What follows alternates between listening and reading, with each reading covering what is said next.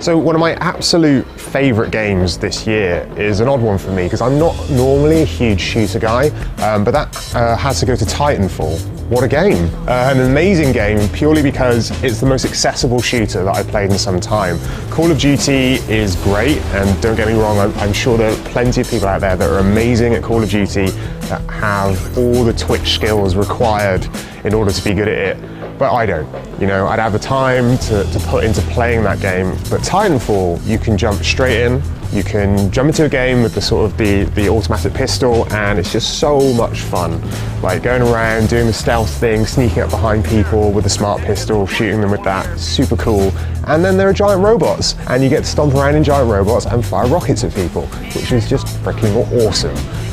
So Titanfall, just all round really great fun, and I'm still playing it to this day on PC, and I think that's a testament to how great that game is. Enemy Titan down. Hello. So, controversial choice, but it's a mobile game, and it's got to go to Threes. Threes is pretty much up there as one of the greatest ideas of all time. Okay, it's up there with Tetris, this game.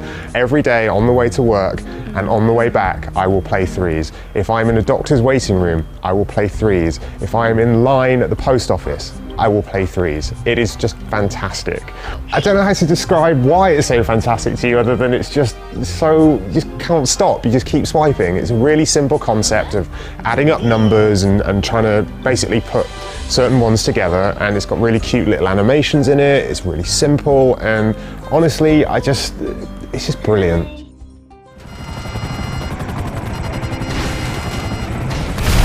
So, GTA 5, I know this came out last year, but having played it on PS4, it is a completely different experience. And reviewing that game this year was just an amazing opportunity for me to play through it again.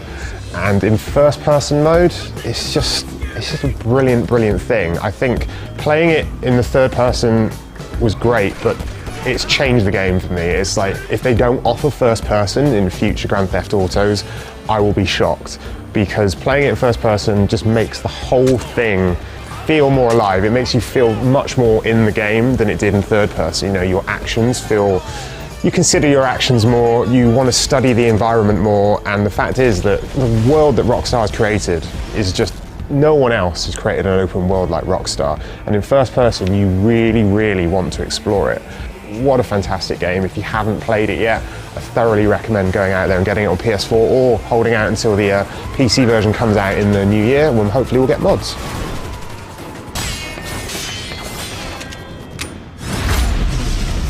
Bayonetta 2. Now, this is a game that I gave a 10 out of 10 to, and it was actually the first 10 that GameSpot had given for about 4 years, which made it quite a big deal for us, like as an editorial group. Bayonetta 2 is pretty much the perfect action game. I can't think of any other game that the mechanics it has are just so well done.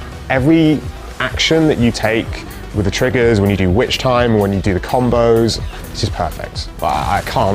I can't tell you, and I hate to use the word perfect for a game, but it's just nails it. Like the tightness of the controls, the action that's on screen, you know, there is so much going on in that game when you're in a battle, and yet you know what to do, you know, you never get lost in it, and that's an amazing achievement. Not to mention that it is completely nuts. Like at the start of the game, you're on a jet fighter, you're fighting through a city, like riding it through, getting attacked by angels, and the next moment you're like on top of a mountain while this giant snake thing comes through the air, and then you're on its back, and then you're flying through the air and trying to hit it with a sword, and then you go to the gates of hell, and just, oh my god, it starts high, right? And then it just goes. It just keeps going and going and going. And when you just think, oh, it can't possibly get any more crazy and over the top and fun, it does. And to me, that is just a brilliant thing. So congrats to Platinum Games for making that game. And if you haven't got a Wii U and you haven't played Bayonetta 2, just go and do it. It's so good. So I've had a lot of really great fun with games this year, but there is one game which I just think is just amazing, and that has to be Mario Kart 8.